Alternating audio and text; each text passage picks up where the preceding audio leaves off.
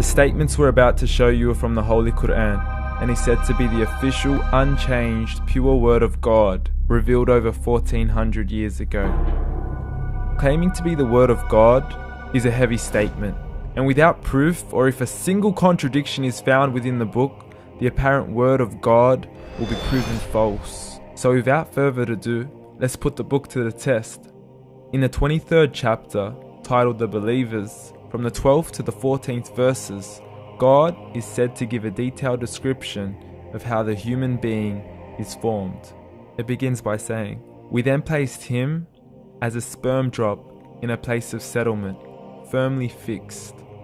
Then we made the drop into a Alaqah." We will translate this word very soon. "And then we changed the Alaqah into a lump. Then we made out of that lump into bones. And then we clothed the bones with flesh. Then we caused him to grow and come into being and attain the definitive human form." In the 21st century, we can now safely say that this verse is clearly describing the process of human development in correct chronological order. However, what we should be paying attention to in particular is the second stage, referring to the development of the embryo. The specific word used to describe the embryo in this verse is the word Alaqah. The word Alaqah, when translated into English, can mean three separate things. Firstly, a blood clot, or to be suspended, that is to be hanging or clinging to something, or thirdly and finally, a leech.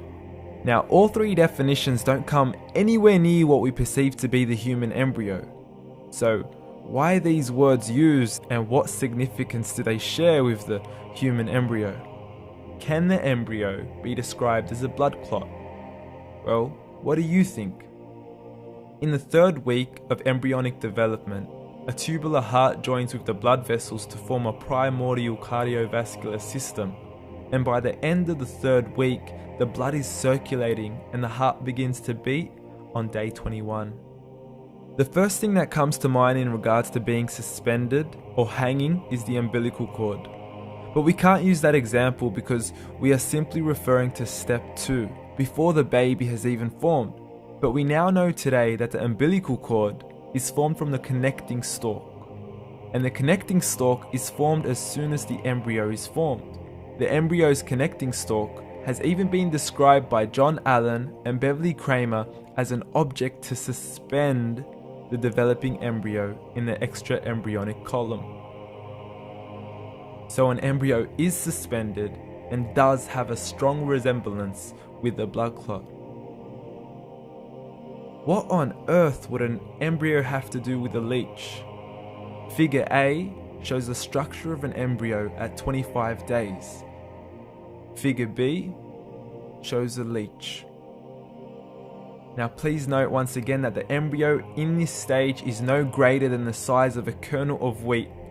This is an X-ray of the embryo at 22 days. This is the internal structure of a leech. It's mind-blowing stuff, but you still haven't seen anything yet. This is the head of the embryo at 22 days. The detail you are seeing right now is absolutely impossible to be seen with the human eye and can only be seen with a microscope. This is the back end of a leech. There's no other words used to describe this other than mind-blowing.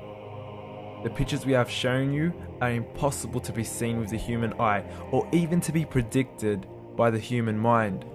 Once again, the verses we have shown you were revealed over 1400 years ago to a man who couldn't read nor write. Are these the words of God?